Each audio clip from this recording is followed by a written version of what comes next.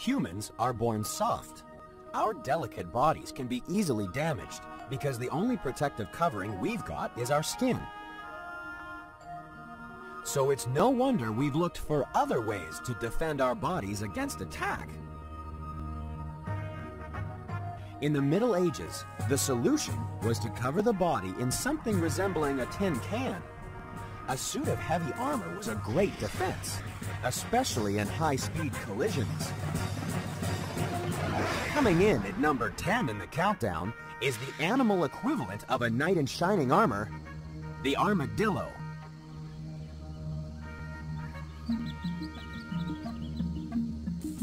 Armadillo is Spanish for man in armor, and it's easy to see how it got its name. The tough bony plates are an excellent defense for a South American three-banded armadillo, especially when a hungry dog is looking for food.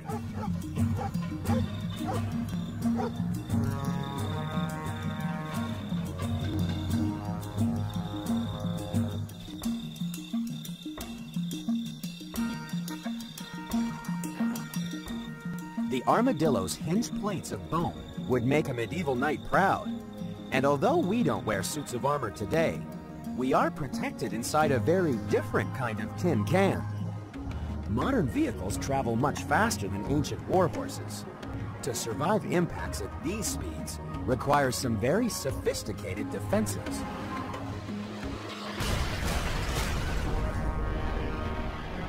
It's estimated that one American is killed in a traffic-related accident every 13 minutes.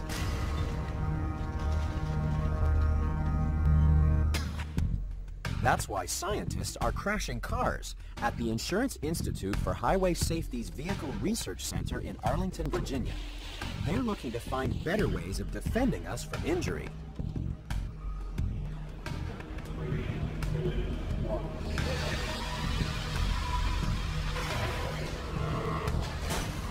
Thanks to the work of the team and their crash test dummies, cars will be designed with improved protection for drivers and passengers, making the highway a safer place. Unless, of course, you're an armadillo. The armadillo is number 10 in the countdown because, unlike our next contender, there's a chink in its armor.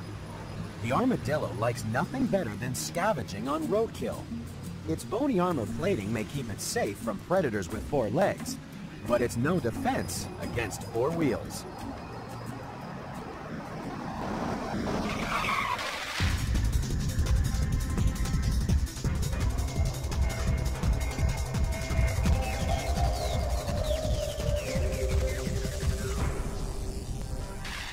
The forests of Australia are a battlefield because high in the treetops, an army is under attack. This is the nest of the green tree ant. With powerful jaws and jets of formic acid, they're well equipped to fight off all invaders. All except the animal that's marching in to number 9 in the countdown. Nothing can stop the advance of the insect equivalent of an armored car.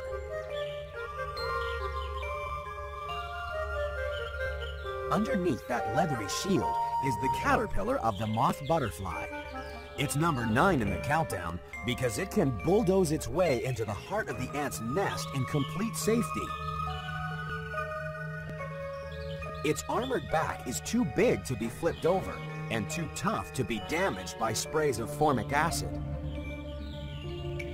Safe within its unique defense, the caterpillar is free to feed in the ant's nursery.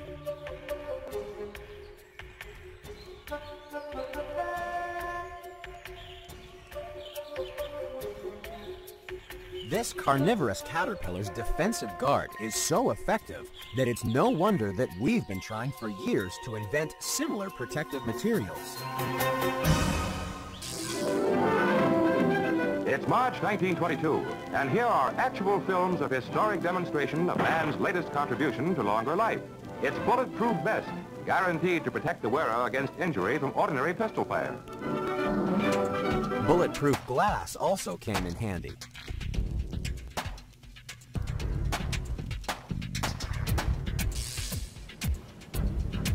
Put them together and you get a defense any caterpillar would be proud of, according to Jack Maita of Lasco International. Basically, we completely dismantle the vehicle and start from scratch. The body is like a cocoon to protect the passengers. These cars are being customized into armored safety zones. For anywhere up to $100,000, you can have your car fitted with things like self-sealing gas tanks, supplemental locking devices, gun ports, and of course, glass that can withstand attack, even by automatic rifles. And don't forget the armored plating utilizing steel, Kevlar, and fiber ceramics. In an increasingly security-conscious world, it's no wonder that each year an estimated 18,000 armored cars are sold around the world.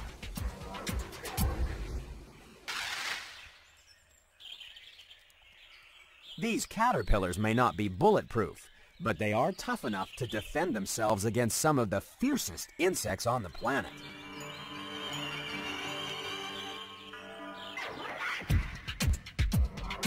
If you thought the evidence for the first two defendants was impressive, coming up are some truly alarming watchdogs. And we lift the lid on an extreme defender that's coming out of its shell. That's next on The Most Extreme.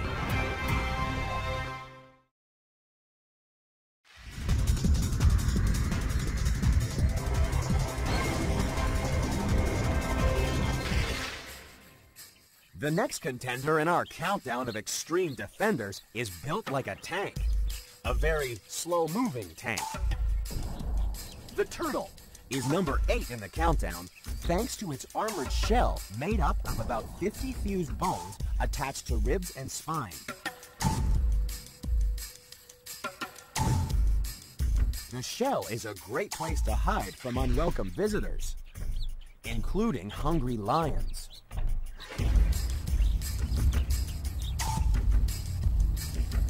So long as the turtle keeps still, it could be mistaken for a spotted rock. Unfortunately, carrying your house on your back means it's impossible to make a quick getaway.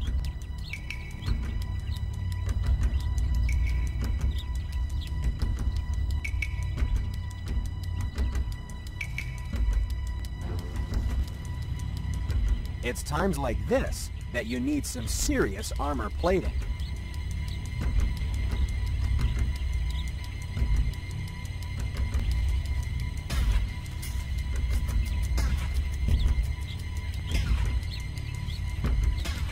A turtle can survive an attack from a lion because it has its very own panic room. At the first sign of trouble, it can retreat inside its bony carapace. Some turtle shells can support 200 times their own weight. That would be like having 2 African elephants stand on your head. A shell is such a successful defense that turtles have survived more or less unchanged for almost 200 million years, unlike human homes. There was a time when your home really was your castle. A castle was the human equivalent of a turtle's shell. Once inside it, you couldn't move very fast. But in the days before gunpowder, its thick stone walls were a great defense against most weapons. But unlike the passive turtle drawn inside its shell, defenders of a castle would fight back from the safety of their fortress. And forget about tipping boiling oil over the walls. Contrary to popular belief, oil was far too expensive to waste as a weapon, so usually burning tar or scalding sand was poured onto attackers.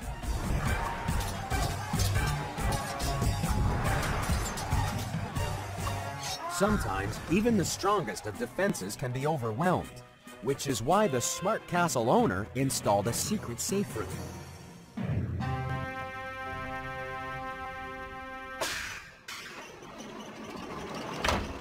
And things are much the same today, according to security technician Michael Baltimore. What we want to do is put a physical barrier between the client and the bad guy so that he can't get to them, no harm comes to them, and they don't have to get engaged with the bad guy. Bad guys don't stand a chance against a bulletproof, magnetically locking door that seals itself with 800 kilograms of pressure. Even a turtle would be jealous of this door. Inside the safe room, the homeowner can stay a few minutes or a few days until the intruder leaves.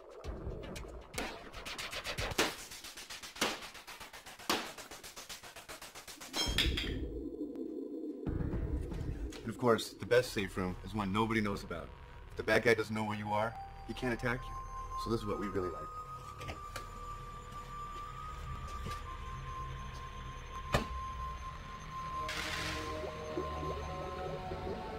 Some turtles could also use a place to hide, because in the arms race of evolution, there's always one animal that can find a way around the toughest defense.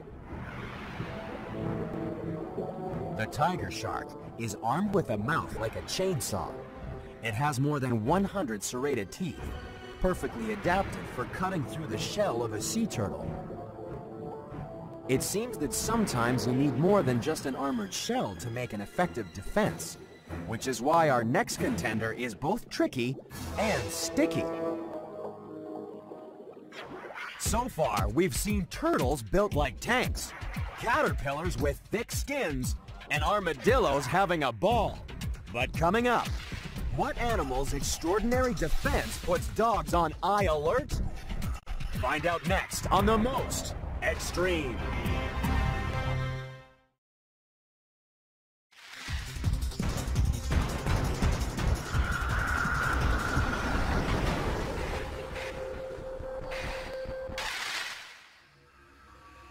On the island of Madagascar, the next contender in our countdown of extreme defenders sometimes gets itself into a sticky situation, especially when a snake is out hunting.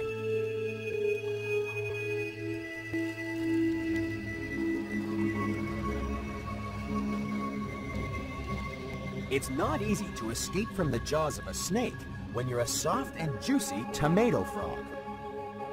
This frog is number 7 in the countdown, because it's one tomato that is really hard to swallow. First, it inflates its body to try to bluff its way out of danger.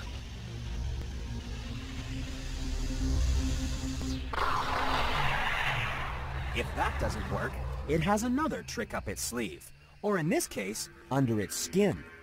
The frog secretes a thick white glue.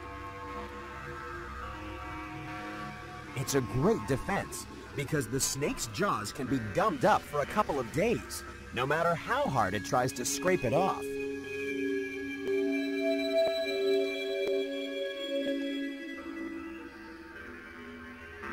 Some humans have copied the tomato frog's sticky defense in the battle against tooth decay. Every time we eat, we're not only feeding ourselves, but the billions of bacteria that live on our teeth.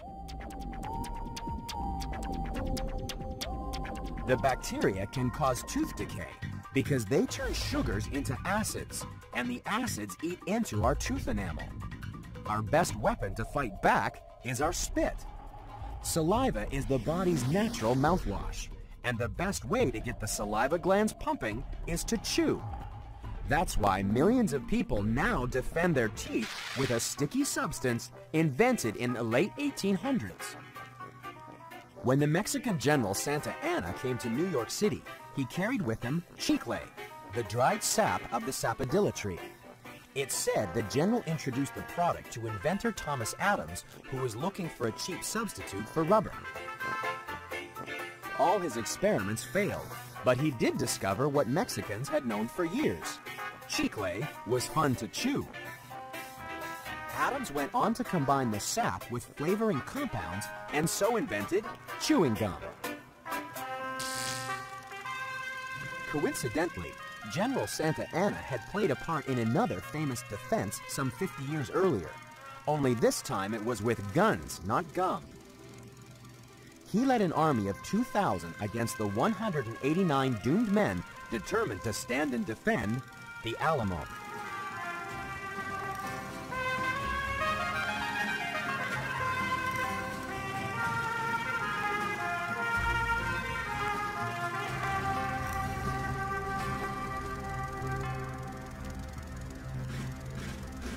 Although the Mexican army won, it was at a huge cost. It's estimated that the general lost more than half his men.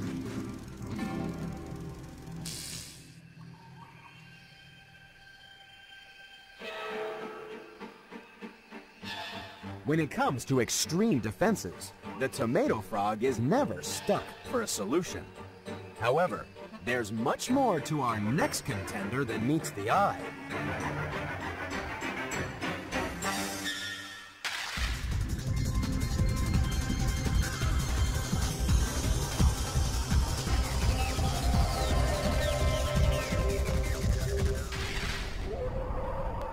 The big screen may be the only place to see giant armor-plated lizards.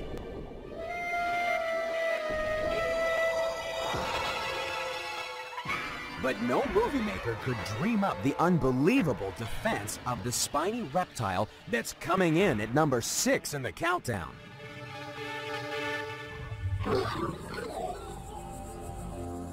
The horned lizard is built like a prickly tank. It's completely covered in armor plating and fringed with fearsome spines.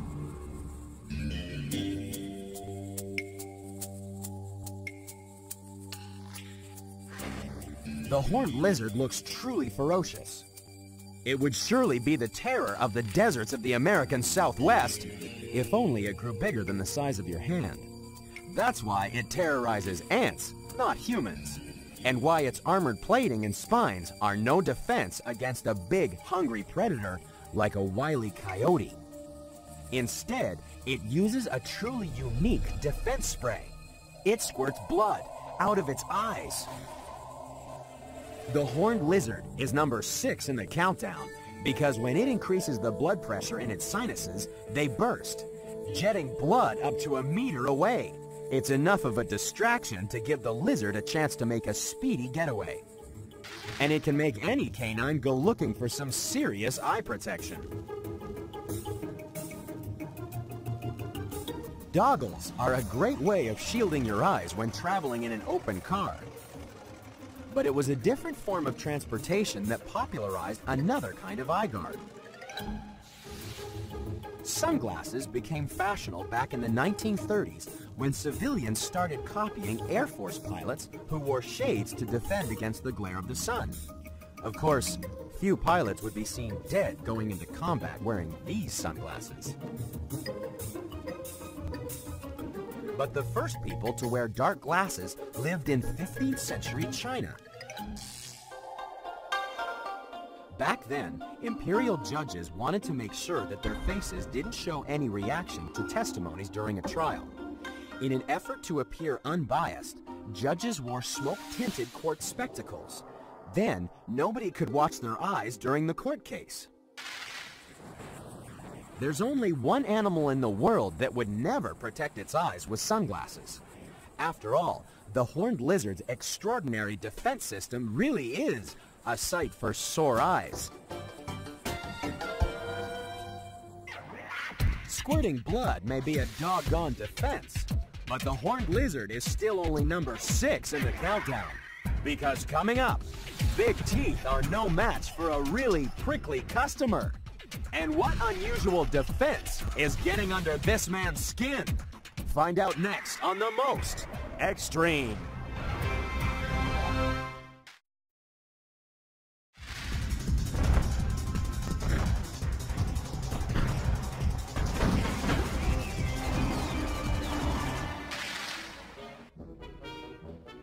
Gotcha!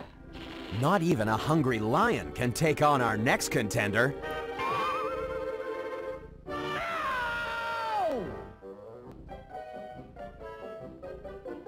The porcupine is number 5 in the countdown because it's one animal that can really stick it to you.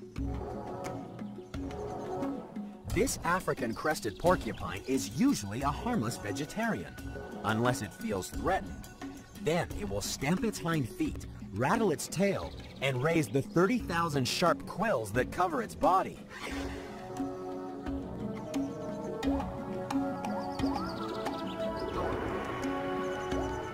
That's 30,000 good reasons to stay out of the porcupine's face, or backside, according to animal educator David Clevin. Many people believe that porcupines shoot their quills, but of course that's not actually what they do. What they do is when they're threatened by dangers, they'll actually turn away from an animal. In the case of the African crested porcupine, they'll run backwards and they'll try and impale their enemy with those quills.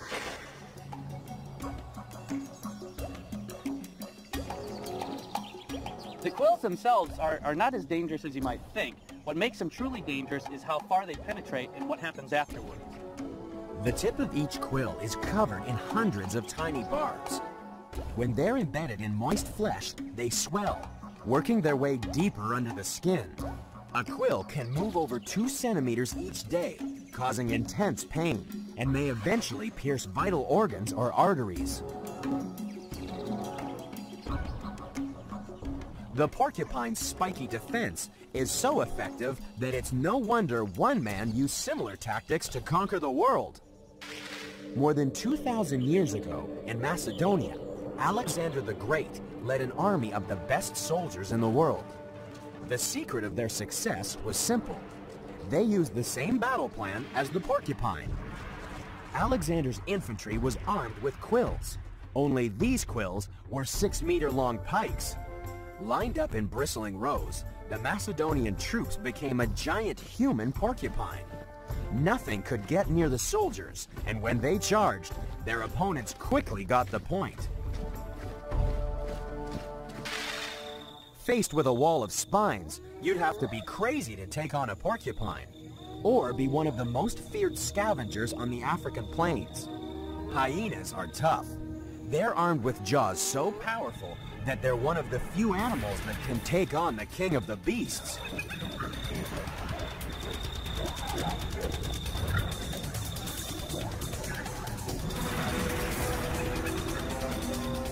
But even hyenas will think twice before taking on a porcupine.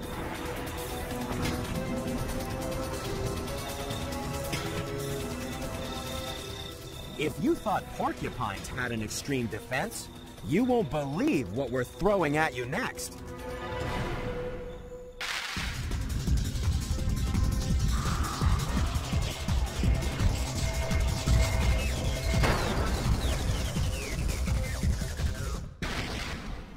As if spiders weren't scary enough, movie makers had to go and blow them up.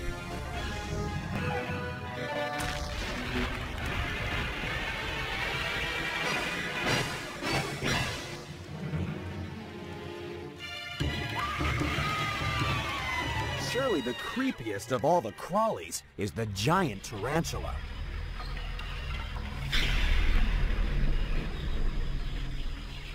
Thanks to Hollywood, most people would stay well clear of a real-life tarantula.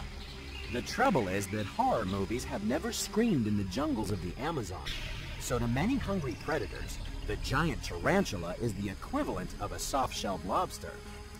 That's why the tarantula has had to come up with another extreme defense. The hairs covering its body may not look as impressive as a porcupine's quills, but they're barbed like miniature fishhooks. And unlike the porcupine, they can be fired like darts at any attacker. This coati, a South American relative of the raccoon, is about to find out why the tarantula is number 4 in the countdown.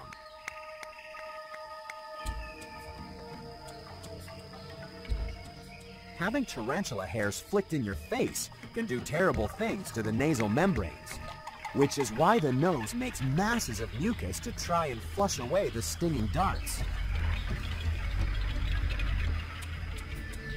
The coati isn't the only animal that has learned not to mess with a tarantula, according to New Zealand spider expert Simon Pollard of Canterbury Museum. One of the characteristics of tarantulas is that they have these urticating hairs on them. And these urticating hairs are a defense because, of course, something the size of a tarantula is a meal to many animals. And so they will flick these hairs off their body, trying to get it into the eyes and up the nose of things like rodents. And as I've had these hairs on my hands, they can be very, very irritating. These are like stinging nettle. Which is just a little bit up, probably the bright lights. To get rid of these.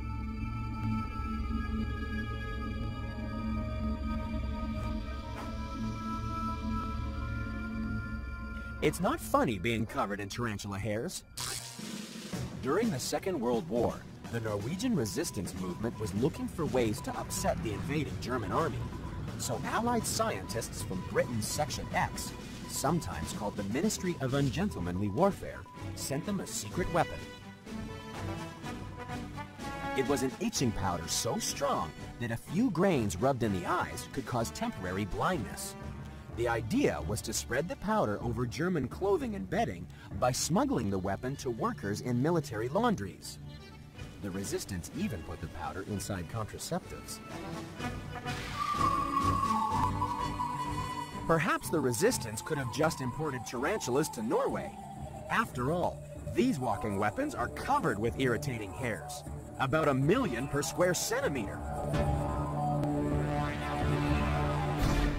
So far, we've seen scratchy spiders, prickly porcupines, and bloody lizards. But still to come is an ancient enemy that now defends us to the death. That's next on The Most Extreme.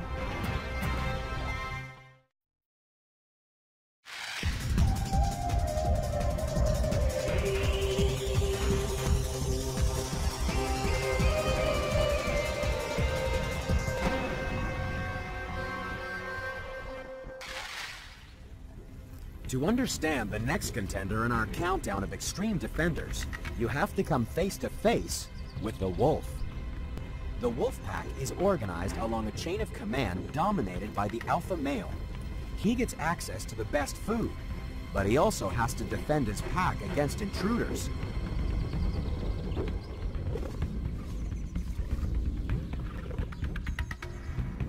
Wolves are fiercely intelligent social animals that use dominant and submissive behaviors to establish their place in a hierarchy. So it's no wonder that around 100,000 years ago, some wolves fell under the spell of another dominant predator.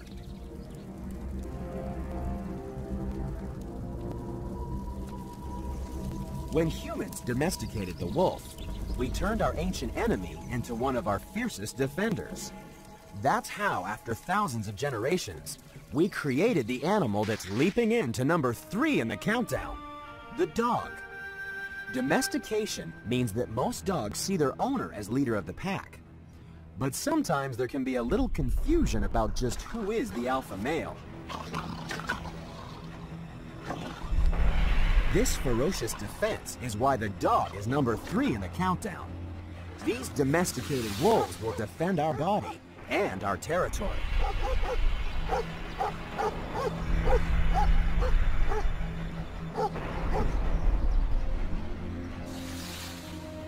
Dogs may look a little different from their ancient ancestors, but they still have many of the submissive and aggressive behaviors used in the wolf pack.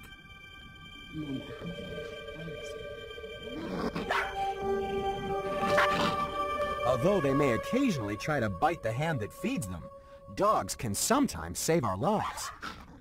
Just look what happened on Christmas Eve, 1998, to the Coyle family of East Islip, New York. In the middle of the night, the family's sleep was interrupted by their faithful dog, Harvey. He was nudging my wife, biting my arm. Never does that. A crack in the chimney had started a fire that destroyed the house. This is one family that's extremely grateful for the dedication of their canine defender. Yes, I love you too.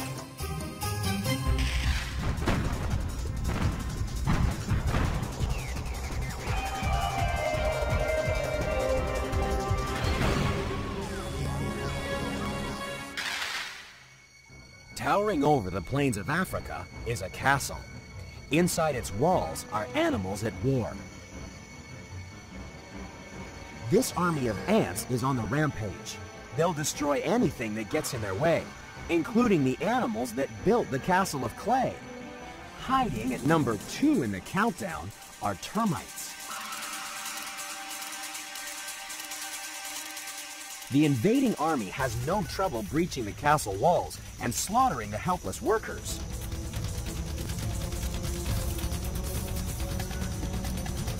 But not all termites are helpless. This is a soldier. a Terminator termite, bred specifically for the defense of the colony.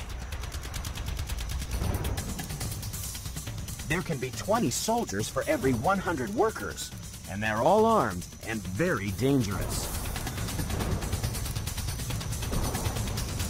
Termite soldiers are number 2 in the countdown because they have some extremely sophisticated weapons. In addition to razor-sharp jaws, some soldiers have nozzles on their foreheads that squirt a sticky, toxic spray. It's enough to stop even the most murderous ant dead in its tracks. Humans don't come equipped with forehead nozzles or huge mandibles, so we've had to find other ways to defend ourselves against attackers. At the foot of the Songshan Mountains in central China lies a holy temple where pacifist Buddhist monks learn to defend themselves with extreme prejudice. Since the 7th century, families sent their sons to the Shaolin Monastery to become warrior priests. They would master the art of Kung Fu, a combination of meditation and martial arts that uses defensive blocks and deadly strikes. But these guys use Kung Fu to get their kicks.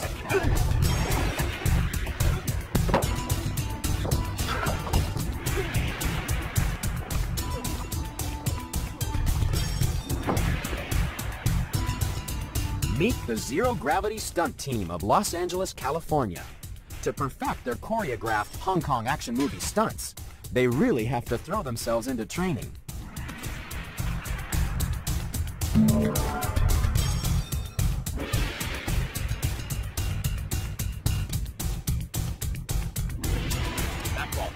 Learning the correct way to take a fall is both the best defense against being injured and an important part of stunt work, according to Zero Gravity's Larry Leon.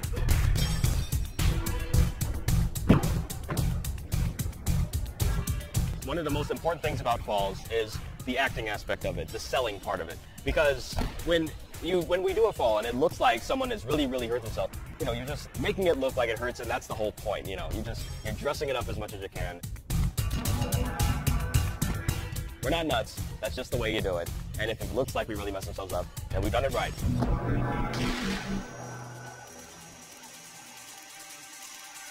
When it comes to messing up insects, termite soldiers armed with toxic nozzles are the best in the business. There's only one animal that's a more extreme defender.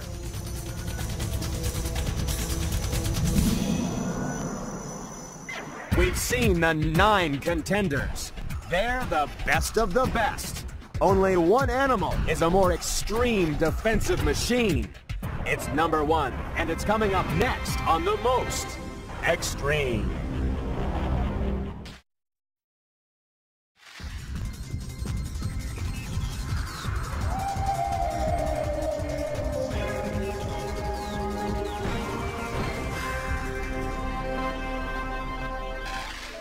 If you want to meet the most extreme defender in the countdown, you have to take some serious precautions. That's because this is one animal that knows that a good offense really is the best form of defense.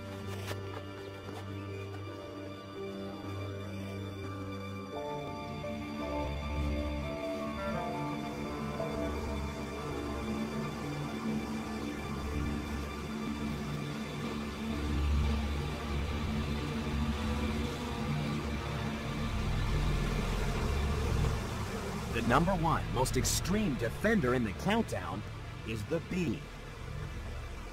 We love honey, but so do the bees, which is why they'll defend it against any intruder, even if it's millions of times their size. A single nest can have up to 80,000 individuals, all prepared to make the ultimate sacrifice for queen and colony. Every worker is armed with a tiny hypodermic needle in its rear end. When one bee uses its sting in defense of its hive, it releases an alarm pheromone which calls in other bees and incites them to sting. Although each bee carries less than half a milligram of venom, it can be a deadly defense when you're faced with up to 30,000 angry insects. And the deadliest defenders of all are the so-called killer bees. Africanized honeybees are number 1 in the countdown because they attack 20 times faster and leave 8 times more stings than ordinary bees. They'll chase an intruder for more than a kilometer and repeatedly sting their victim for an entire day. In the Americas alone, biologists estimate that Africanized bees have killed more than 1,000 people.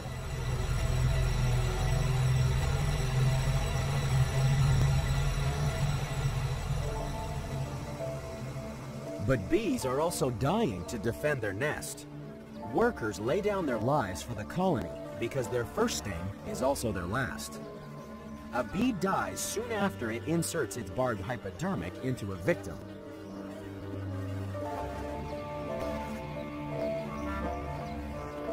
There was a time when a select group of humans had the same extreme devotion to defense. In ancient Japan, there existed a class of professional warrior. He had no other life than to defend the leader of his clan.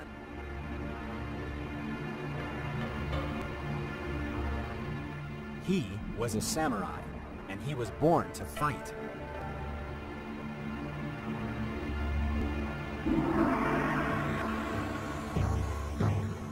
The samurai were the human equivalent of the honeybee because they would sacrifice their lives to protect their leader. Their very name means to serve, because once a samurai pledged allegiance to his master, he would fight to the death for the protection of his lord and his land.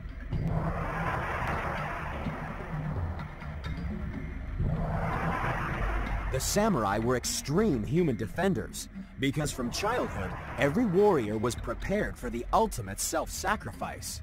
If their lord commanded them, they would carry out seppuku. For a samurai, ritual suicide was an unquestionable demonstration of his honor, courage, and loyalty. Everything about the ritual was carefully prescribed, from the clothes to be worn, down to the formal last sips of sake.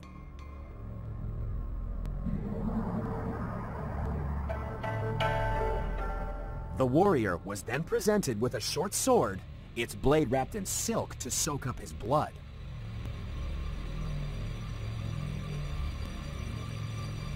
He then laid down his life for his lord.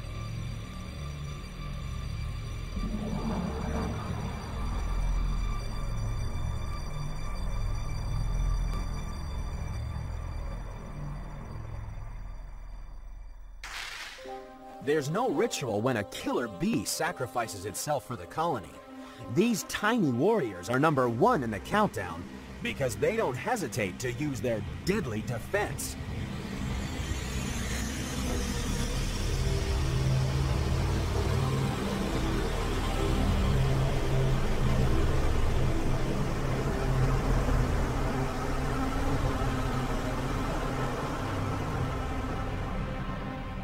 That's why, when it comes to defenders, the killer bee really is